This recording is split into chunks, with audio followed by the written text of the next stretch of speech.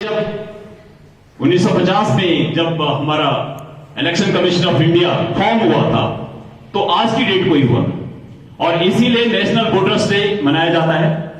National voters day का मुख्य उद्देश्य यह है कि जो मतदाता हैं उनको सुविधा प्रदान कराएं, उनको कुछ हम सुरक्षा दें और उनको जागरूक बनाएं जिससे कि वो अपने वोट का, अपने मत का प्रयोग कर सके।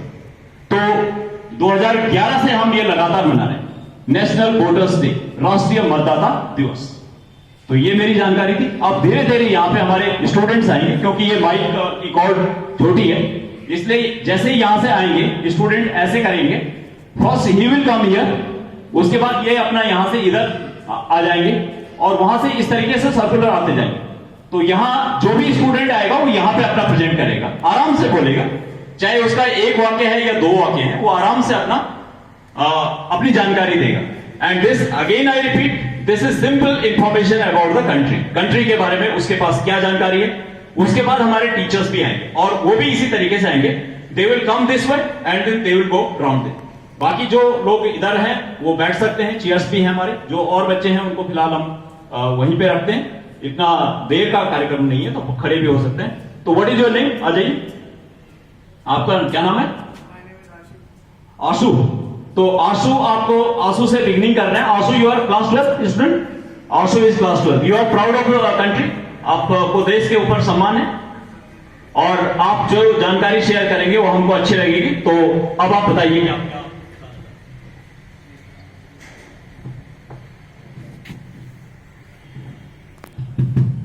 परम आदरणीय विद्यालय प्रधानाचार्य जी, उप प्रधानाचार्य जी, सभी सम्मानित गुरुजन, सभी सम्मानित एसएमसी कमेटी के सदस्य व मेरे प्रिय साथियों, हम आपके समक्ष गणतंत्र दिवस के उपलक्ष्य में एक कार्यक्रम प्रस्तुत करना चाहते हैं जिसका नाम है जानो हमारा देश, जो इस प्रकार है। हमारे देश भारत ने सदियों की गुलामी के दंश को झेलते हुए 15 अगस्त 1947 को आजादी प्राप्त की। इस आजादी आंदोलनों में असंख्य वीर जवानों ने अपने प्राणों की आहुति दी।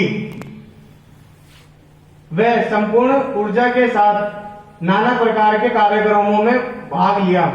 देश गुलामी की जंजीरों को तोड़ते हुए आजाद हुआ।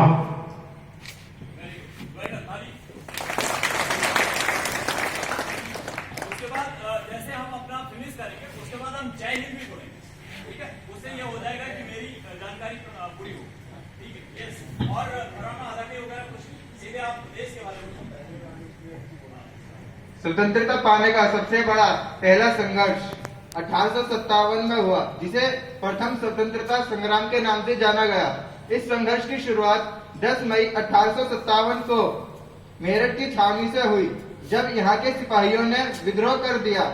जल्दी ही इस आंदोलन का प्रभाव देश के बड़े हिस्से में फैल गया। इस संघर्ष में रानी लक्ष्मीबाई, नाना साहिब, हजरत महल आदि स्वतंत्रता सेनानियों ने अंग्रेजों से लोहा लिया। जय हिंद।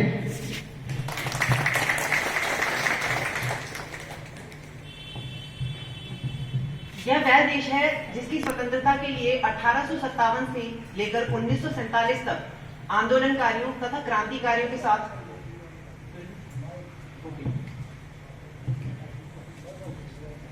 यह वह देश है जिसकी स्वतंत्रता के लिए 1857 से लेकर 1947 तक क्रांतिकारियों तथा आंदोलनकारियों के साथ पत्रकारों, लेखकों तथा कवियों ने भी अपना भरपूर सहयोग दिया है।